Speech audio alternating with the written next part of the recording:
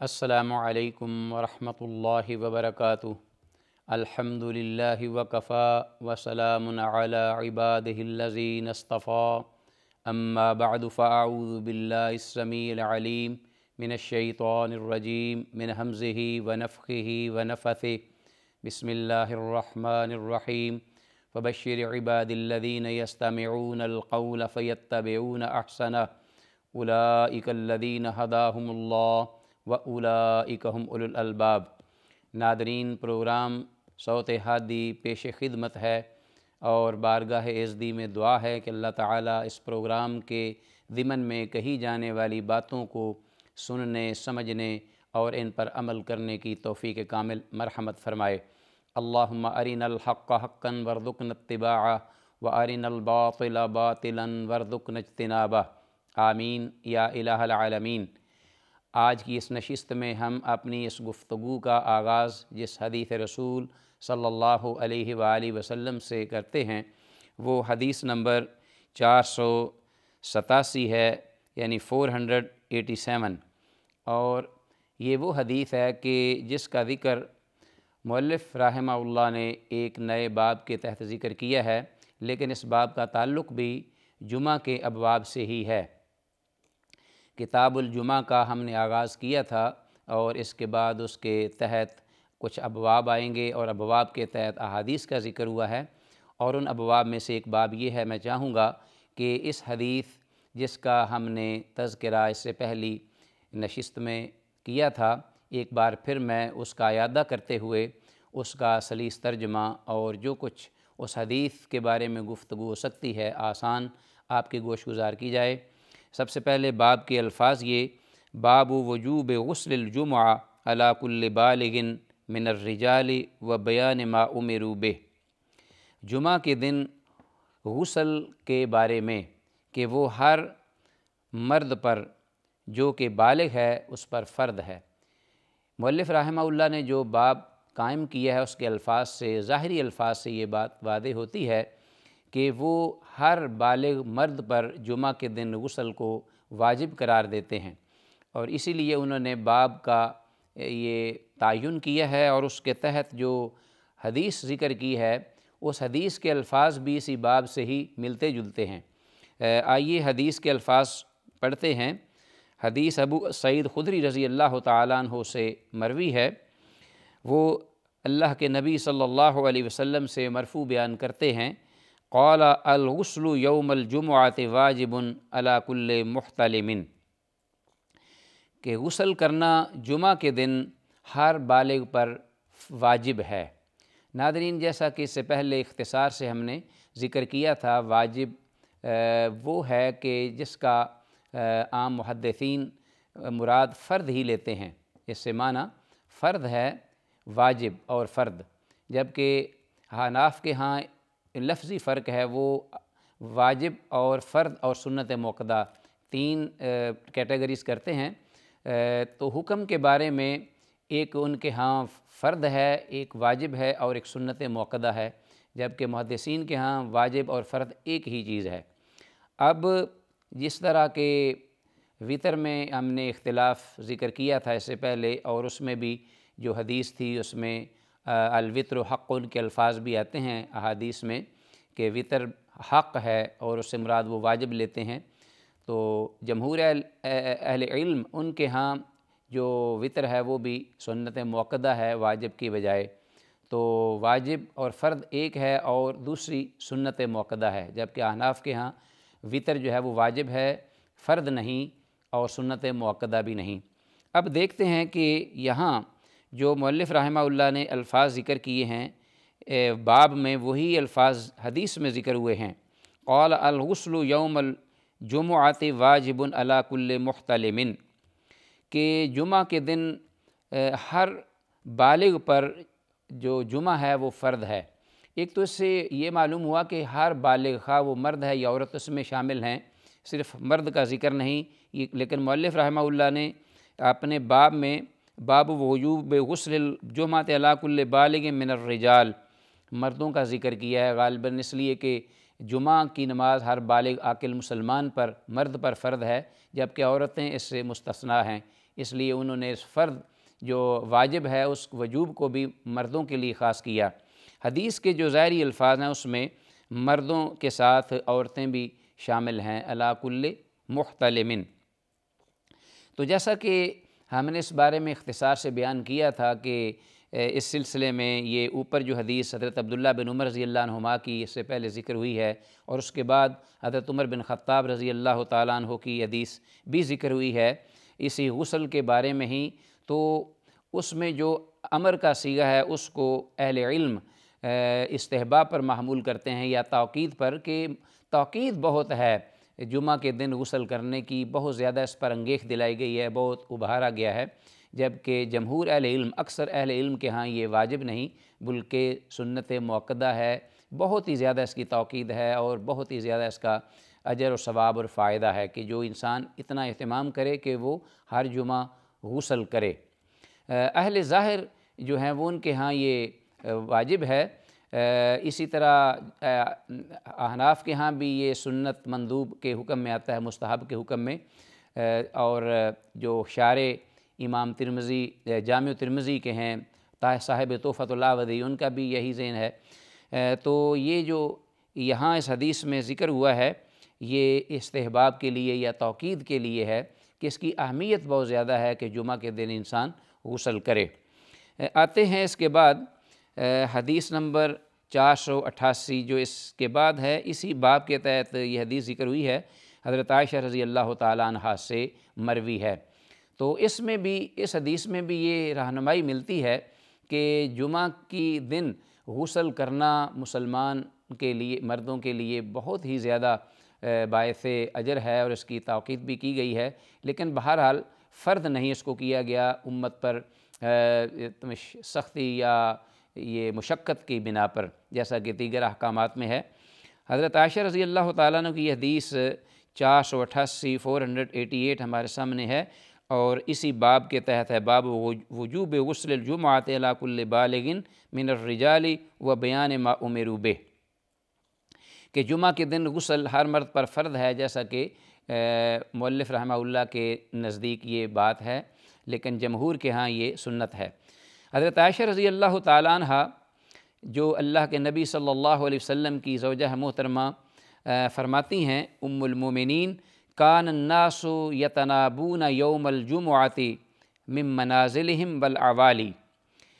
کہ لوگ یعنی رسول اللہ صلی اللہ علیہ وسلم کی حیات طیبہ میں جو معمول تھا لوگوں کا، ینتابون یوم الجمعۃ،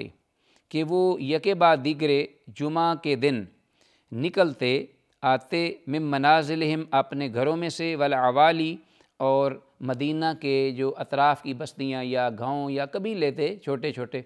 وہاں سے لوگ جوک در جوک یکے بعد دیگرے آتے جمعہ کی ادائیگی کے لیے مسجد نبوی میں۔ یصیبہم الغبار والعرق، اس حال میں کہ غبار، مٹی، گرد و غبار ان کے چہروں پہ، ان کے جسم پر ہوتا، والعرق اور اسی طرح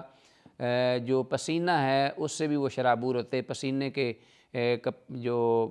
قطرے ہیں وہ بھی ان کے جسم سے یا ان کے چہرے سے ٹپکتے نظر آتے، اور جمعہ کی ادائیگی کے لیے وہ آ رہے ہوتے تھے۔ فَيَخْرُجُ مِنْهُمُ الْعَرَقُ، پسینہ ان میں سے نکل رہا ہوتا۔ فَأَتَى رسول اللہ صلی اللہ علیہ وسلم انسان منہم،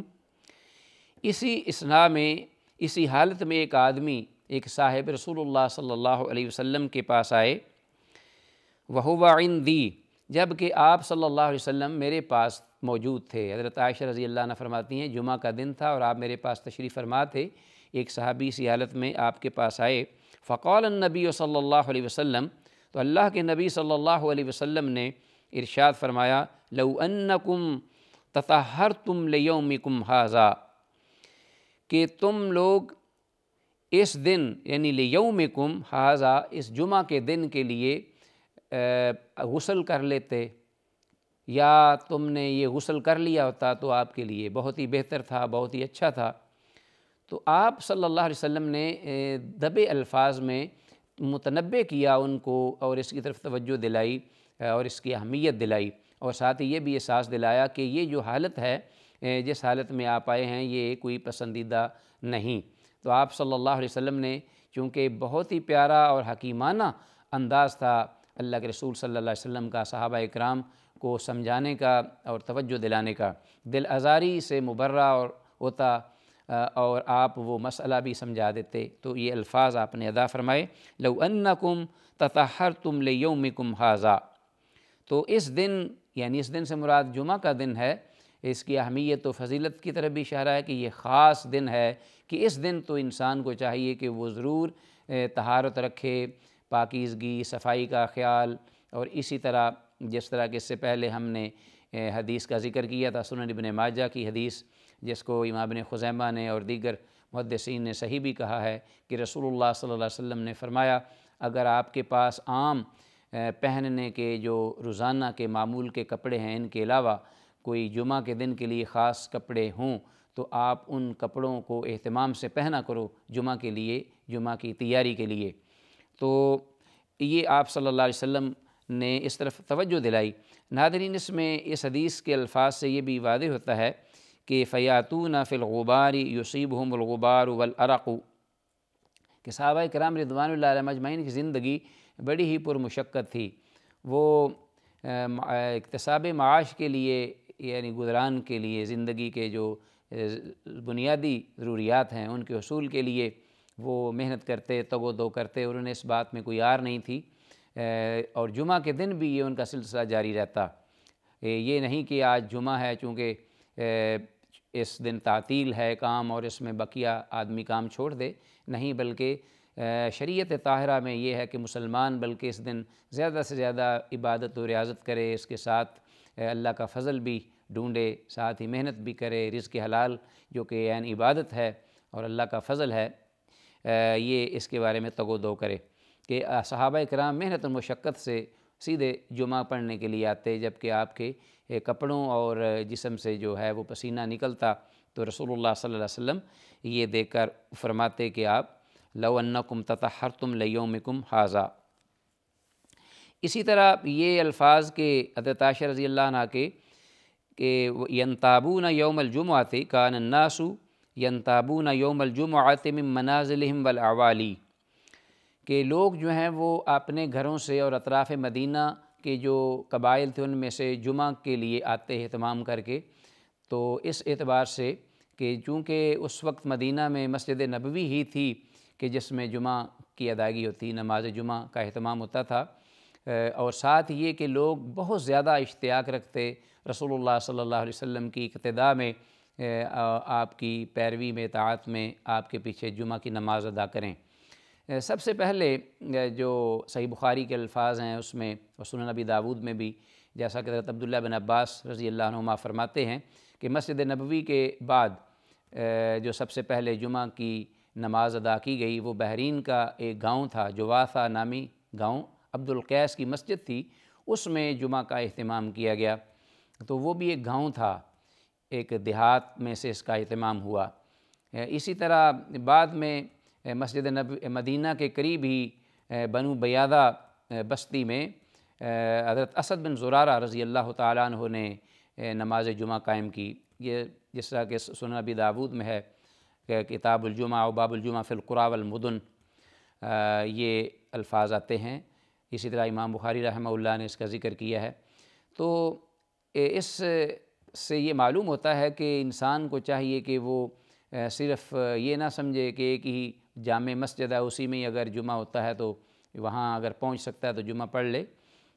بقیہ جو لوگ ہیں وہ دیہاتوں میں رہنے والے وہ نماز ظہر ادا کریں، نہیں، یہ بہت بڑا گناہ ہے۔ وہاں دیہات کے لوگ، ان کو بھی یہ حکم ہے کہ اسی طرح وہ مساجد میں اپنے ہاں جمعے کا باقاعدہ انتظام کریں، اہتمام کریں،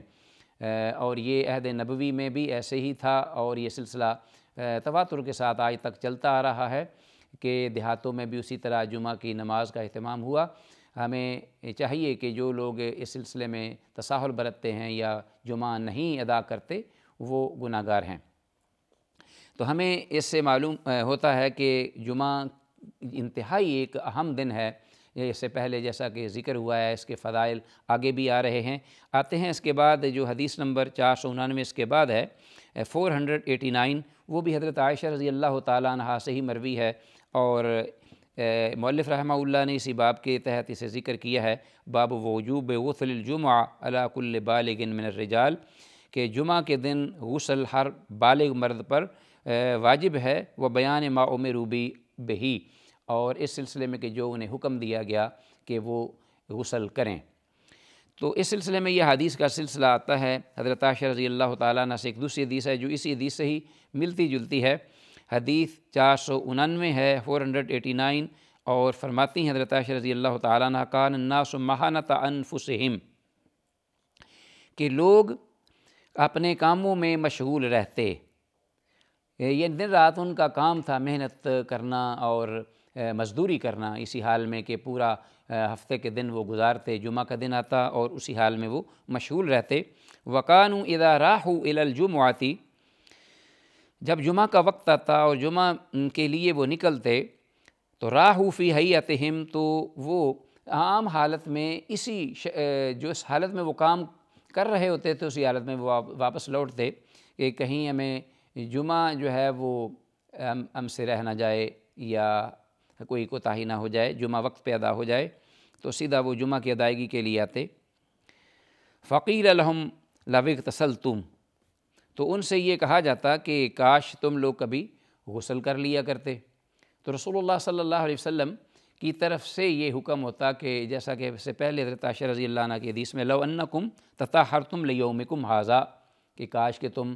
اس دن جمعے کے دن غسل کا اہتمام کر لیتے۔ تو ناظرین، ان تمام احادیث سے یہ بار بار جو مؤلف رحمہ اللہ ذکر کر رہے ہیں غسل کے بارے میں ہی ذکر آ رہا ہے، اور اس سلسلے میں ہمیں یہ محسوس ہوتا ہے کہ غسل انتہائی ضروری ہے جمعہ کے دن، اور انسان کو خاص اہتمام کرنا چاہیے۔ اور آگے کچھ احادیث اور بھی آ رہی ہیں غسل کے دن،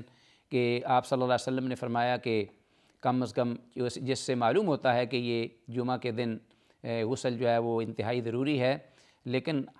عام حالات میں یہ بعض لوگ جو ہیں وہ اس سلسلے میں جمعہ کا اہتمام پورے ہفتے کے دنوں میں بھی کرتے ہیں، ڈیلی روزانہ،